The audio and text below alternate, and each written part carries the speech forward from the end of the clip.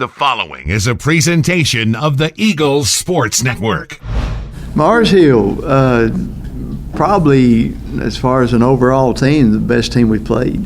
As far as all the things that they do really well, and they really give you a lot of things offensively that every year we have to practice against double passes and reverse passes and triple reverses and all kinds of stuff. And so when you're trying to block and tackle and take on blocks and play technique, and then all at once you have to use part of your practice time for that, then it really is it takes a lot away from it. The passer, the quarterback is doing an unbelievable job, and then they got speed. That's what the biggest scary thing about them is. They got speed, and they're running back that they lost last year that's back from 2 years ago that sure gives them a dimension at running back that they haven't had. And so and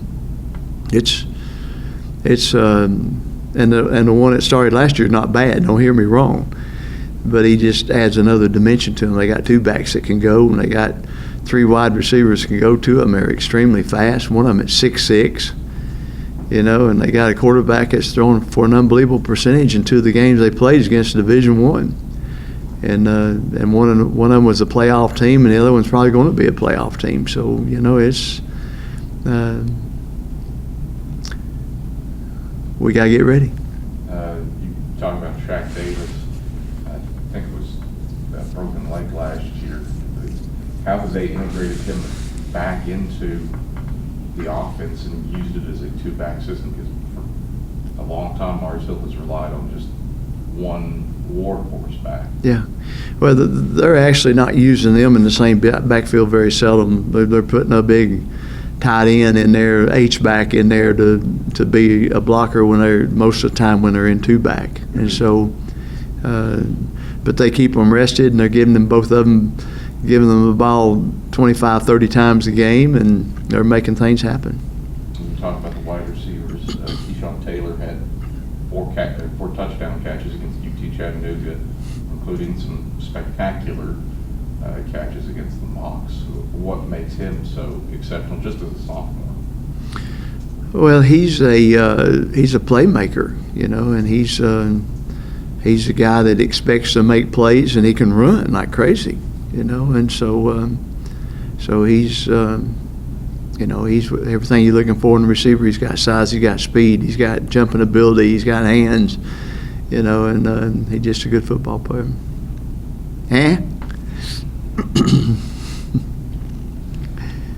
The past few years, you've had success running the football against them, having rushed for less than 420 yards since 2012. Why have you been able to have success on the ground against Mars Hill here of late? Well, the thing about Mars Hill, you can't predict how they're going to line up. Coach Burnett, I have a lot of respect for him, and he'll try to give you a lot of variety and give you some change-ups to stop what our percentages show that we're doing, and they do a good job. And probably a whole lot less concerns than in past years, because last 2 weeks we've laid an egg offensively, and so they're probably not as concerned with our execution as we've had in the past. But and if we execute like we have done, then we'll get beaten this ball game. And so we gotta go play.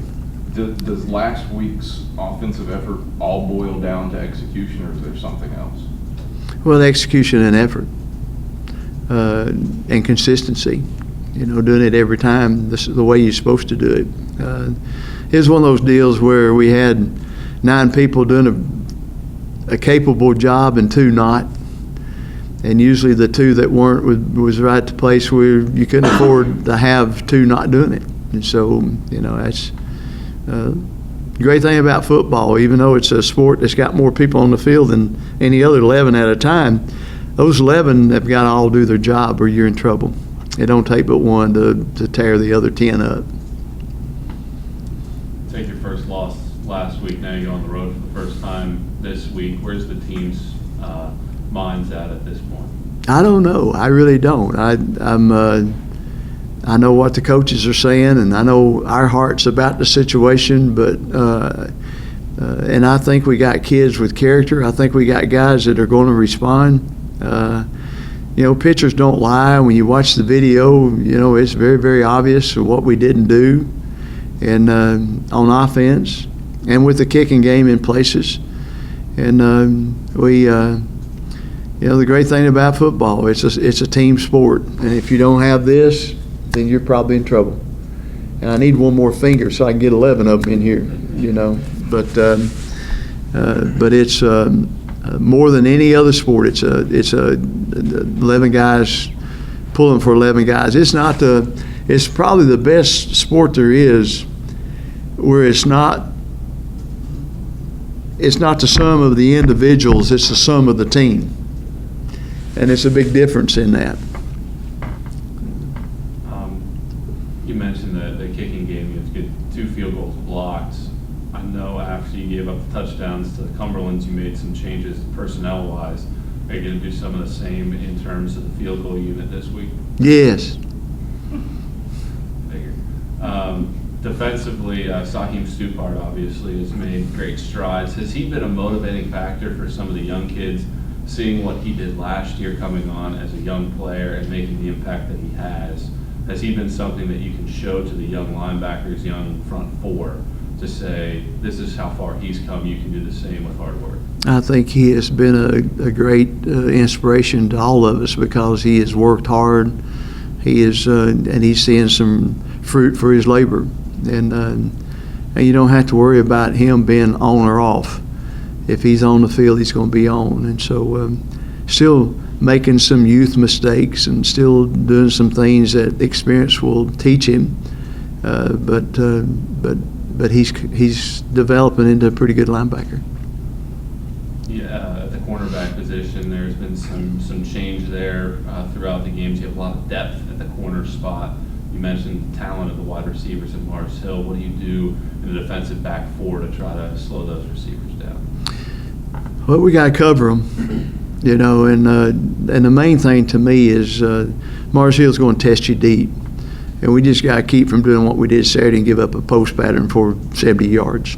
We just can't let that happen. And which means a lot of times our corner's going to be matched up man-to-man on the wideout.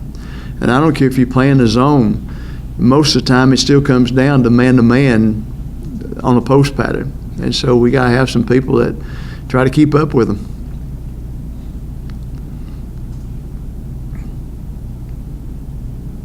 Eric, what do you say? Come on, Eric. Coach, the offense has been the focal point of the team for so many years, and to see them struggle in the past 2 weeks, what has been the issue there? What are you going to do to correct it going forward? Well, first of all, let me make a general statement. Isn't it exciting? It is for me. I've been dreaming for 3 years now that we'd have a defense that'd hold the team for 2 touchdowns and 1 touchdown in consecutive weeks. And now we can't score. And I don't know. I don't know what the answer to that is. I really don't, unless I know one thing: we got some guys that just aren't executing.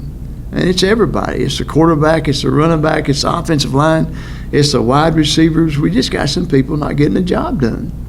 And so it's, I don't know. It's a great question mark. Same coaching staff. A lot of the same people, at least 6 of them, that started every game last year, or most every game last year. So what's the deal? I don't know.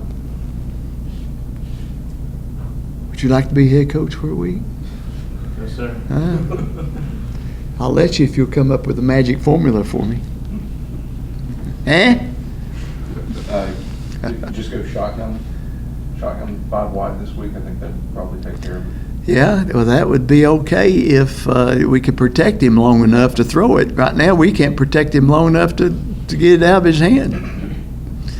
And when he does get it out of his hand, we're not shifting our weight, and we're not throwing it at the right place a lot of times, and receivers aren't running the right patterns, or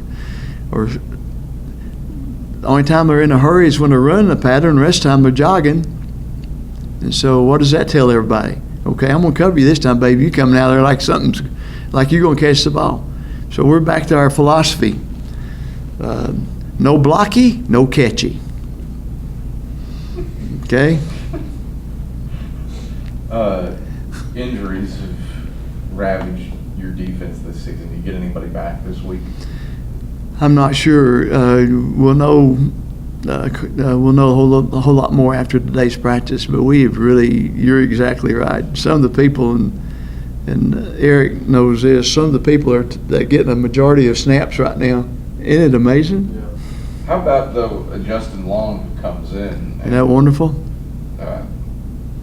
6 tackles, 2 tackles for loss and sack. Justin Long's an unbelievable story. Been here for 4 years, and he's a story that needs to be told. He's been here 4 years, hadn't played much, hadn't been on the field much, and he gets a chance to play because there's 2 or 3 injuries, and he plays his heart out.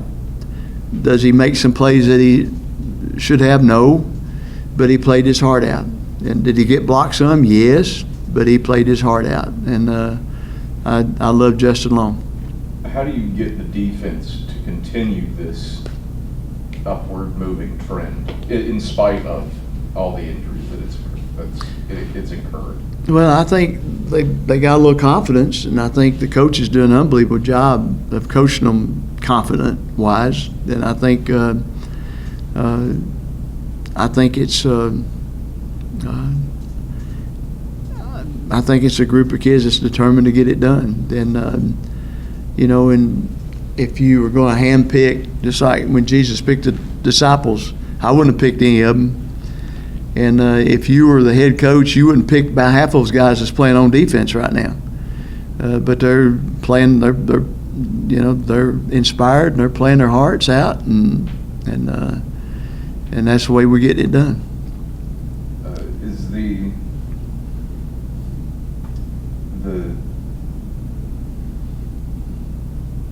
Is it based in the freshmen, or is it coming from the upperclassmen? Where is that inspiration coming from?